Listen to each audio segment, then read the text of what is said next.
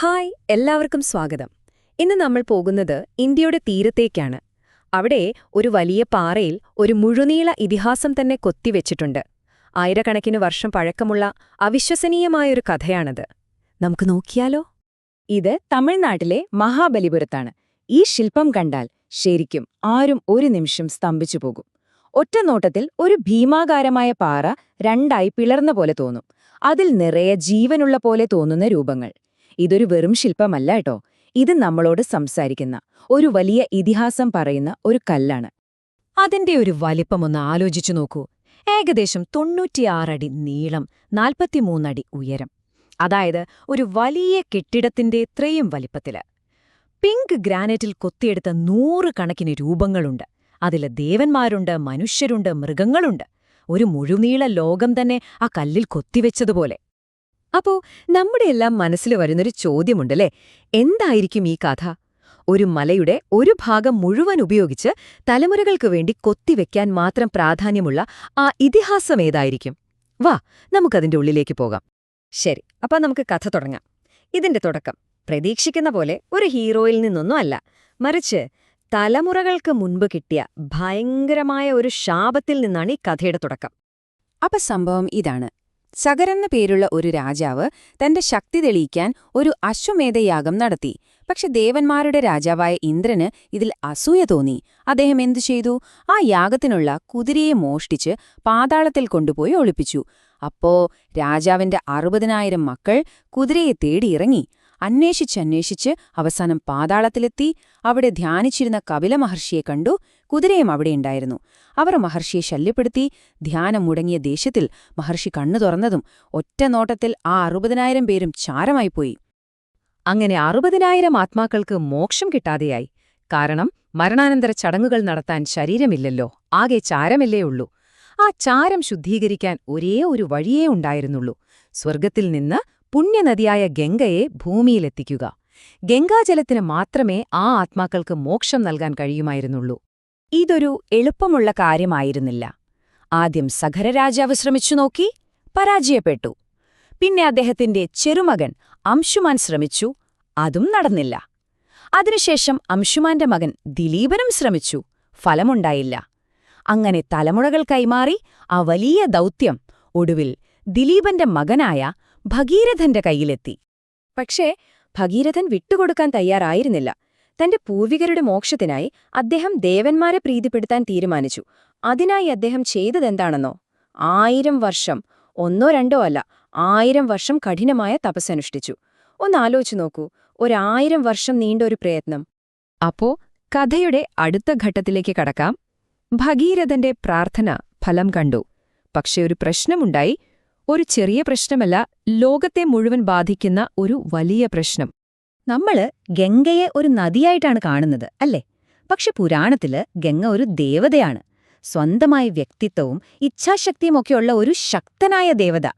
ഭഗീരഥന്റെ കഠിനമായ തപസ്സിൽ സംപ്രീതയായ ഗംഗ ഭൂമിയിലേക്ക് വരാമെന്ന് സമ്മതിച്ചു. പക്ഷേ ഒരു പ്രശ്നമുണ്ട്. ഗംഗാദേവി പറഞ്ഞു, ഞാൻ സ്വർഗത്തിൽ നിന്ന് താഴേക്ക് പതിക്കുമ്പോൾ അതിന്റെ ശക്തി താങ്ങാൻ ഭൂമിക്ക് കഴിയില്ല. എന്റെ വരവിന്റെ ആഘാതത്തിൽ ഭൂമി തകർന്ന് തരിപ്പണമാകും. അപ്പൊ ഭഗീരഥൻ ആകെ വിഷമിച്ചു. അപ്പോഴാണ് സൃഷ്ടാവായ ബ്രഹ്മാവ് ഒരു വഴി പറഞ്ഞുകൊടുത്തത്. ഗംഗയുടെ ആ ഭ്രാന്തമായ ഒഴുക്കിനെ തടുത്തു നിർത്താൻ ഈ ലോകത്ത് ഒരാൾക്കേ കഴിയൂ. അത് മറ്റാരുമല്ല, സാക്ഷാൽ പരമശിവൻ തന്നെ. അപ്പൊ നോക്കൂ, ഇതൊരു വല്ലാത്തൊരു സാഹചര്യമാണ്. ഒരു വശത്ത് തന്റെ ശക്തിയിൽ അഹങ്കരിച്ച് ഭൂമിയെ തകർക്കാൻ വരുന്ന ഗംഗ, മറുവശത്ത് ആ ഭീമാകാരമായ പ്രവാഹത്തെ മുഴുവൻ തന്റെ ജടയിൽ ഒതുക്കാമെന്ന് വാക്കുകൊടുത്ത ശാന്തനായ ശിവൻ. ഒരു വൻ ഏറ്റുമുട്ടലിനുള്ള കളം ഒരുങ്ങി. അങ്ങനെ ഗംഗ സ്വർഗത്തിൽ നിന്ന് സർവശക്തിയുമെടുത്ത് താഴേക്ക് കുതിച്ചു. എന്നാൽ താഴെ ശാന്തനായി നിന്ന ശിവൻ തന്റെ ജട അഴിച്ചിട്ടു. ആ കുതിച്ചുവന്ന നദി മുഴുവൻ ശിവന്റെ ജടയ്ക്കുള്ളിൽ കുടുങ്ങിപ്പോയി. ഒരു തുള്ളി വെള്ളം പോലും പുറത്തുവന്നില്ല. അങ്ങനെ ഗംഗയുടെ അഹങ്കാരം ശമിച്ചു, ലോകം രക്ഷപ്പെട്ടു. ഭഗീരഥൻ വീണ്ടും പ്രാർത്ഥിച്ചു. ആ പ്രാർത്ഥന കേട്ട് ശിവൻ ഗംഗയെ മോചിപ്പിച്ചു. പക്ഷെ ഇത്തവണ അത് ഭയങ്കരമായ ഒരു പ്രവാഹമായിട്ടല്ല വന്നത്, പകരം ശാന്തമായി ഒഴുകുന്ന 7 അരുവികളായിട്ടാണ്. ആ അരുവികൾ ഭഗീരഥനെ പിന്തുടർന്ന് പാതാളത്തിലെത്തി. അവിടെ പൂർവികരുടെ ചാരത്തിൽ സ്പർശിച്ചതും അവർക്കെല്ലാം മോക്ഷം ലഭിച്ചു. കണ്ടില്ലേ, ഈ അസാധ്യമായൊരു കാര്യത്തെ സാധ്യമാക്കിയതുകൊണ്ടാണ് വലിയ പ്രയത്നങ്ങളെ നമ്മൾ ഭഗീരഥ പ്രയത്നമെന്ന് പറയുന്നത്. ശരി, അപ്പൊ കഥ ഇവിടെ തീരുന്നില്ല. കാരണം ഈ പുരാണം വെറുമൊരു പഴയ കഥയല്ല. അതിനകത്ത് ഇന്നത്തെ കാലത്തിന് വളരെ അത്യാവശ്യമായ ഒരു പാഠമുണ്ട്, ഒരു പാരിസ്ഥിതിക പാഠം. ഇന്നത്തെ കാലത്തെ ചില പഠനങ്ങൾ പറയുന്നതെന്താണെന്ന് വെച്ചാൽ, ശിവന്റെ ജട എന്നത് യഥാർത്ഥത്തിൽ ഒരു വലിയ വനത്തിന്റെ പ്രതീകമാണെന്നാണ്. ശിവന്റെ ജടയിലെ ഓരോ ഇഴകളും വനത്തിലെ മരങ്ങളുടെ വേരുകളെയാണ് സൂചിപ്പിക്കുന്നത്. ഇൻട്രസ്റ്റിംഗ് അല്ലേ? ഇതൊന്ന് താരതമ്യം ചെയ്തു നോക്കൂ, എന്ത് രസമാണെന്ന്. ശിവന്റെ ജട ഗംഗയുടെ കുത്തൊഴുക്കിനെ തടഞ്ഞു നിർത്തി. അതുപോലെ ഒരു വനത്തിലെ മരങ്ങളുടെ വേരുകൾ വെള്ളപ്പൊക്കത്തെയും മണ്ണൊലിപ്പിനെയും തടയുന്നു. ശിവൻ ആ വിനാശകാരിയായ ശക്തിയെ മെരുക്കി ശാന്തമായ അരുവികളാക്കി മാറ്റിയില്ലേ? അതുപോലെ തന്നെ വനങ്ങളും വെള്ളപ്പൊക്കത്തെ നിയന്ത്രിച്ച് നമുക്കാവശ്യമുള്ള ശുദ്ധജലം ഉറപ്പാക്കുന്നു. ശരിക്കും ഒരേ കാര്യം തന്നെ, അല്ലേ? അപ്പോ ഈ പുരാതന കഥയ്ക്ക് ഇന്നത്തെ ലോകത്ത് എന്താണിത്ര പ്രാധാന്യം? അതാണ് നമ്മൾ ഇനി നോക്കാൻ പോകുന്നത്. ഈ കഥ നമ്മളോട് പറയുന്ന ഏറ്റവും വലിയ കാര്യമിതാണ്: പ്രകൃതിയുടെ ശക്തിയെ ബഹുമാനിക്കണം. അതിനെ അതിന്റെ വഴിക്ക് വിട്ടാൽ ചിലപ്പോൾ അത് വിനാശകാരിയായേക്കാം. എന്നാൽ പ്രകൃതിയുടെ തന്നെ സംവിധാനങ്ങൾ, അതായത് വനങ്ങൾ പോലുള്ളവ ഉപയോഗിച്ച് അതിനെ നിയന്ത്രിക്കുന്നത് നമ്മുടെ നിലനിൽപ്പിന് അത്യാവശ്യമാണ്. അപ്പോ ഇതിൽ നിന്ന് നമ്മൾ എന്താണ് മനസ്സിലാക്കേണ്ടത്? ഒന്ന്, പഴയ കഥകളിൽ പോലും വളരെ ആഴത്തിലുള്ള പാരിസ്ഥിതികമായ അറിവുകളുണ്ട്.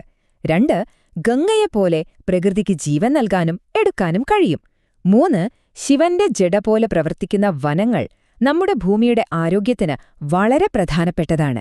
ഈ ബാലൻസ് നമ്മൾ മറന്നാൽ അതിന്റെ പ്രത്യാഘാതം നമ്മൾ തന്നെ അനുഭവിക്കേണ്ടിവരും. അപ്പോ ഞാനൊരു ചോദ്യം ചോദിച്ച് അവസാനിപ്പിക്കാം. പ്രകൃതിയുടെ ശക്തിയെ എങ്ങനെ വിവേകത്തോടെ ഉപയോഗിക്കാമെന്ന് ഈ കഥ നമ്മളെ പഠിപ്പിക്കുന്നു, അല്ലേ? പക്ഷെ നമ്മൾ ഇന്ന് എന്തു ചെയ്യുന്നു? വനങ്ങൾ വെട്ടി നശിപ്പിക്കുന്നു. അതിന്റെ ഫലമായി വെള്ളപ്പൊക്കവും കാലാവസ്ഥാ വ്യതിയാനവും അനുഭവിക്കുന്നു.